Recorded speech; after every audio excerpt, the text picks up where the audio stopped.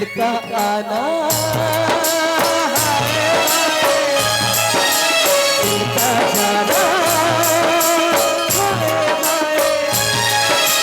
दिल का आना दिल का जाना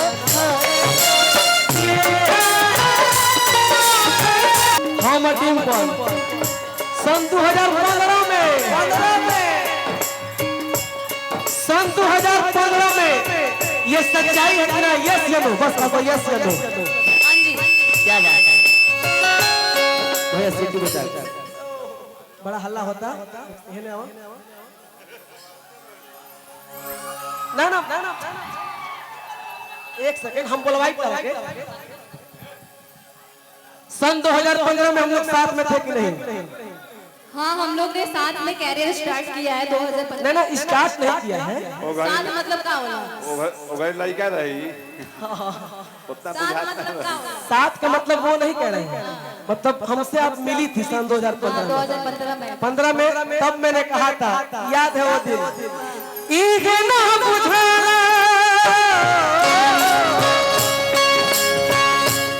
और एक बात कर रही हूं, दिल का आना दिल का जाना दिल का आना दिल का जाना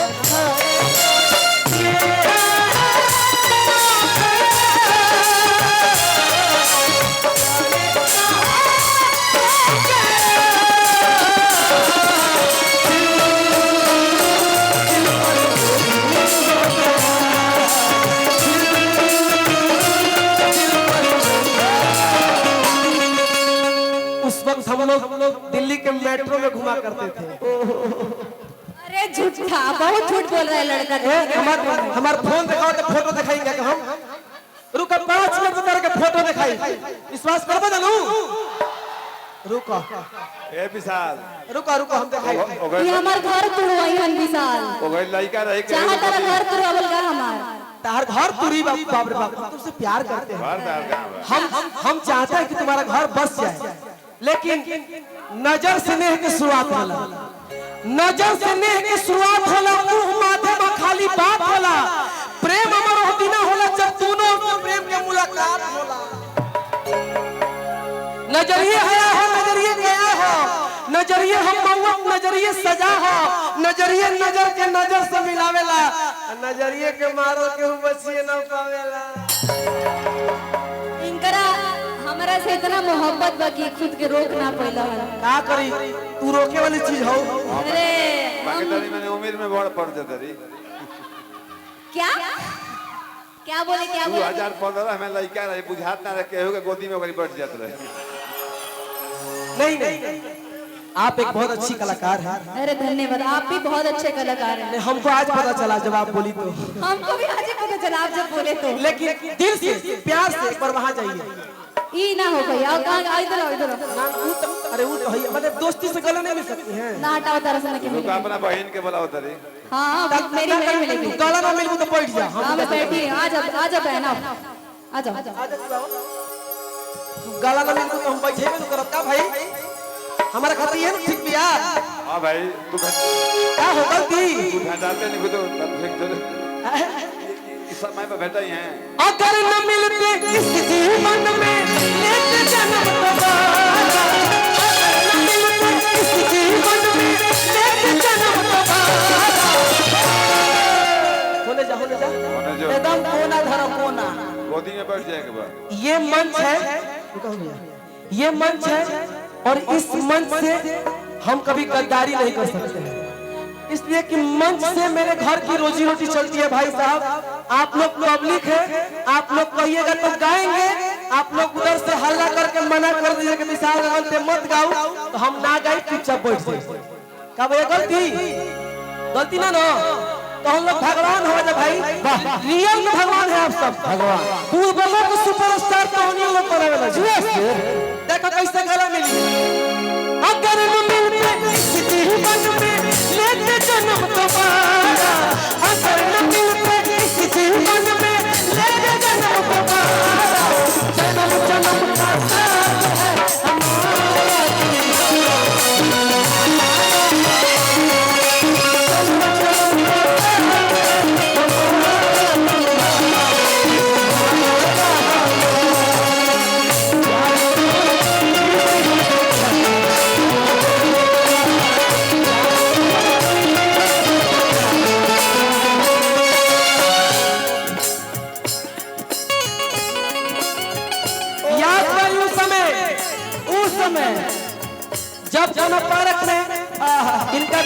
सुतल हो ओहो बार सुन रहा हो याद कर उस समय जब दोनों रेस्टोरेंट में जीरा राइस कढ़ाई पनीर बटर रोटी और संगे सलाद खैले होगी आई लड़की हमके छोड़ के चल जाओ तो दिल में दर्द होई कि ना होई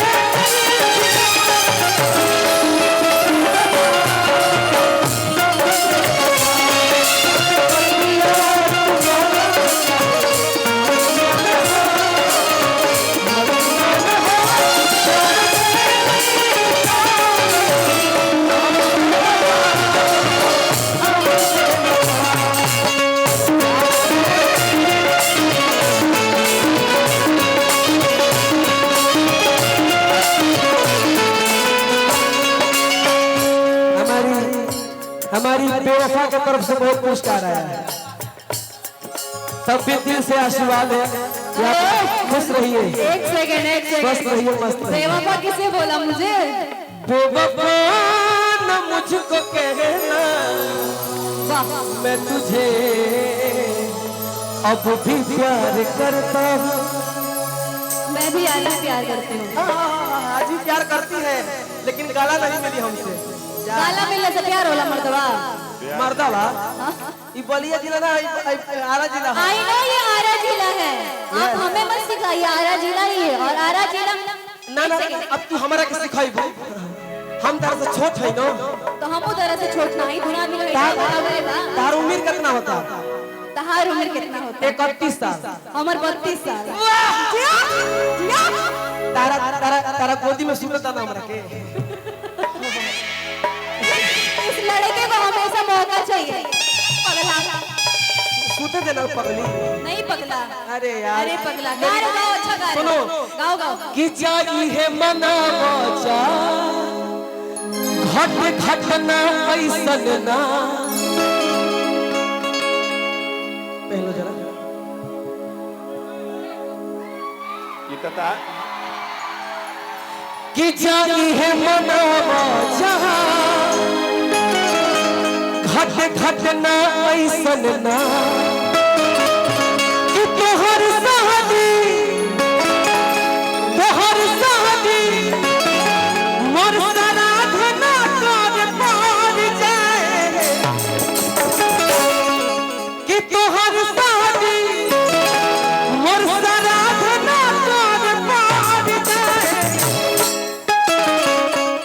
जा इहे मनावा जा घटे घटना ऐसा ना तो हर शादी मोर श्राद्ध न करे पड़ जाए जिस दिन तुम्हारी शादी होगी उस दिन मेरी अर्थी सज सकती है लेकिन सुनो कि भगवान ना तरसे के हरि जाए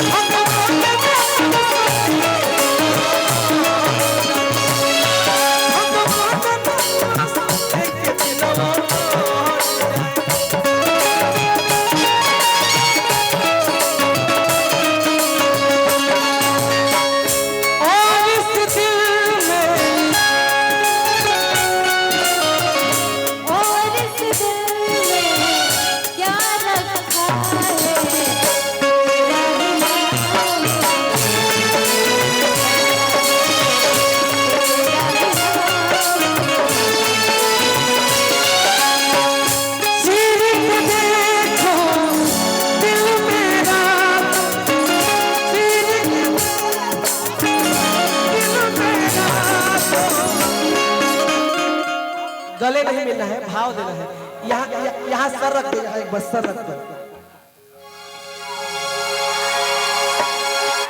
ये धड़कन जो है ना धड़कन छोटे बाबा छोटे भैया भैया मारो की बिल्डिंग फेंके लगबो क्या भाई माइक सीधे जाइए उन्हें भैया तारा पर रमगिया जी देख रहे हैं क्या क्या बोल रहे हैं। आराम बुझाता कि सास दामाद के परिषद है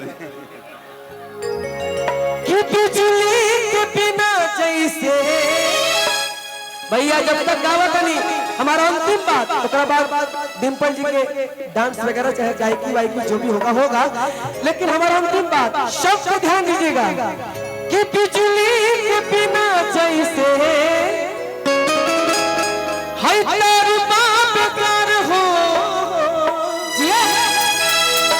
अरे कि ओ सही जिंदगी आवा तोहर बिन हमार हम न चाहब कोनो फड़ा ऐसन बाढ़ जाए अमित भैया कि हम न चाहब कोनो फड़ा ऐसन बाढ़ जाए। एगो 500 निकाल के देना दे। मैंने प्यार की बारिश किया है विशाल चौक पे, प्यार की बारिश। अरे कि भगवान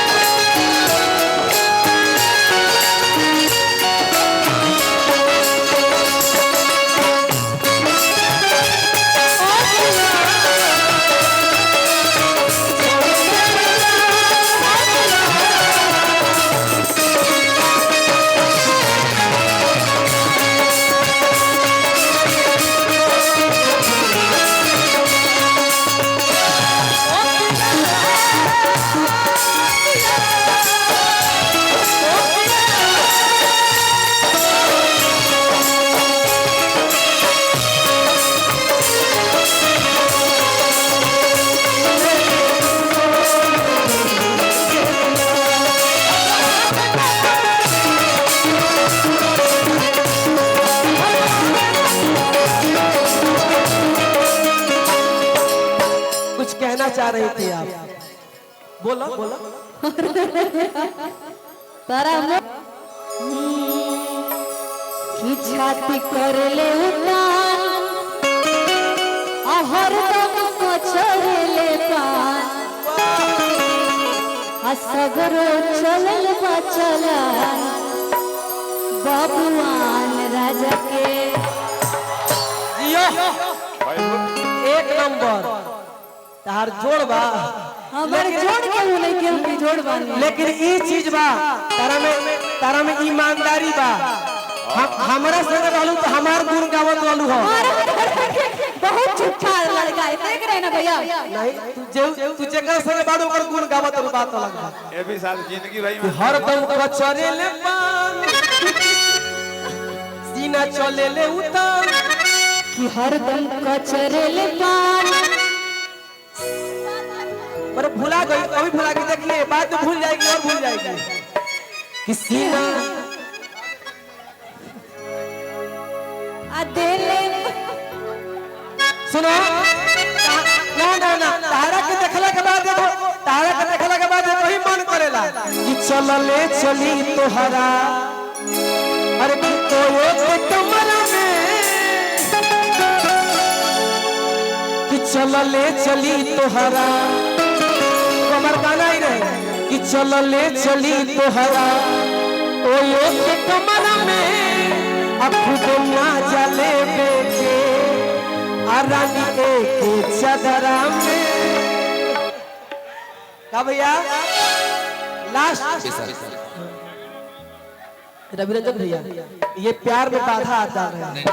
मैं अंतिम बात कहना चाहता हूँ, मैं अंतिम बात कहना चाहता हूँ कि हम न चाहब कोनो न फराई संपाद लेकिन तू चाह दे वाला ऐसे लफड़ा बढ़ जाला, तुम जमाने वाला हवा कि हम न चाहब हम न फड़ाए सरकार विचारे अरे कि भगवान ना कर सके नवानो भगवान ना